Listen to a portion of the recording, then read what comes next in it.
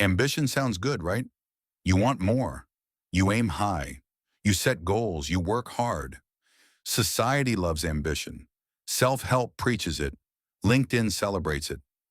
But here's the question nobody asks. At what cost?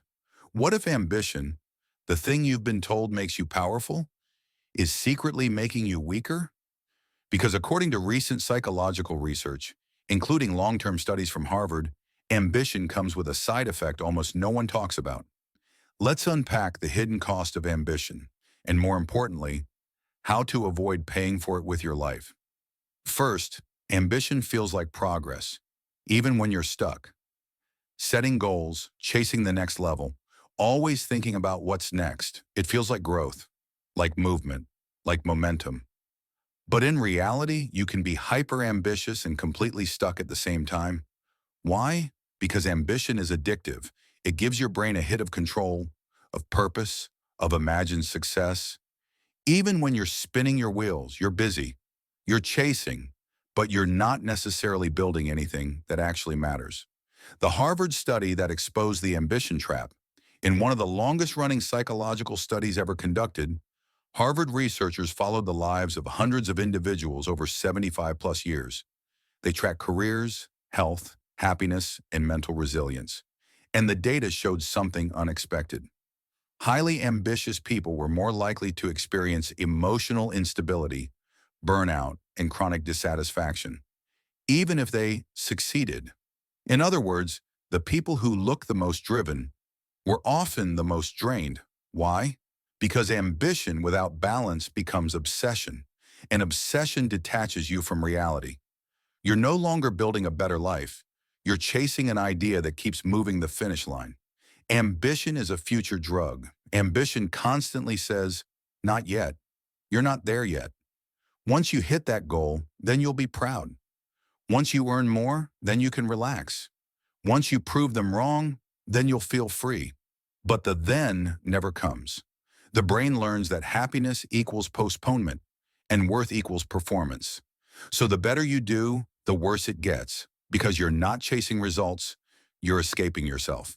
And no amount of success can fill a hole that ambition created in the first place. The cost isn't just burnout, it's identity erosion. When ambition runs unchecked, it swallows your identity. You stop being a person who has goals. You become the goal itself. And if that goal fails, you fail. If the career stalls, you stall. If growth slows, you feel broken. You lose the ability to rest, to enjoy, to simply be. You become someone who only feels alive when chasing and hollow the moment you stop. That's not success. That's a trap. Ambition turns life into a scoreboard. Everything becomes a metric. Followers, revenue milestones. Titles, speed output. And when those numbers stall, so does your self-worth. You start comparing, competing, questioning. Suddenly, nothing is ever enough. Not because you're not doing well, but because ambition has trained your brain to feel behind. It's never, I've done well. It's always, why haven't I done more? Here's how to break the ambition addiction without losing your drive. 1. Redefine what winning actually means. Is it money, freedom, energy, peace?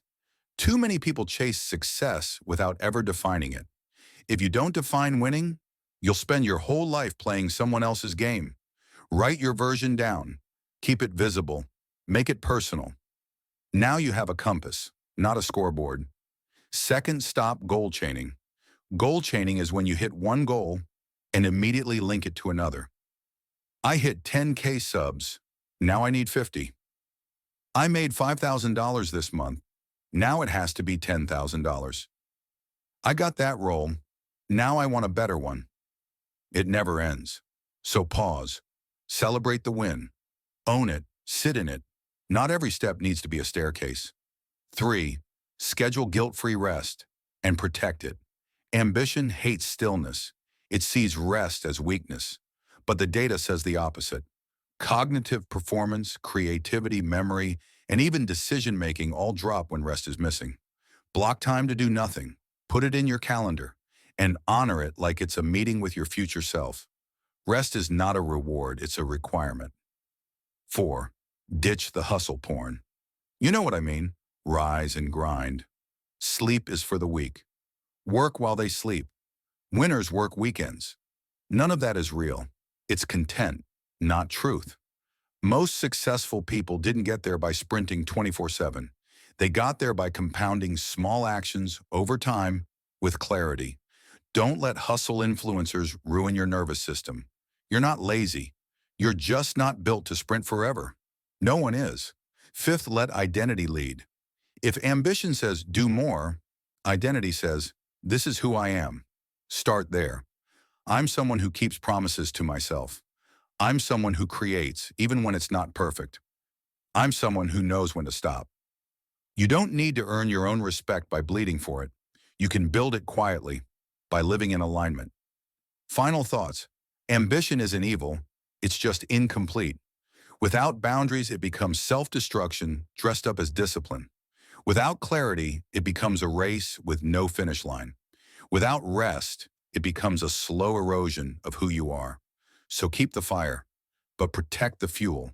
Define your wins, detach from the grind, and remember, the best version of you isn't the most ambitious. It's the most aligned. Subscribe if you're done confusing burnout with progress, and you're ready to win without losing yourself.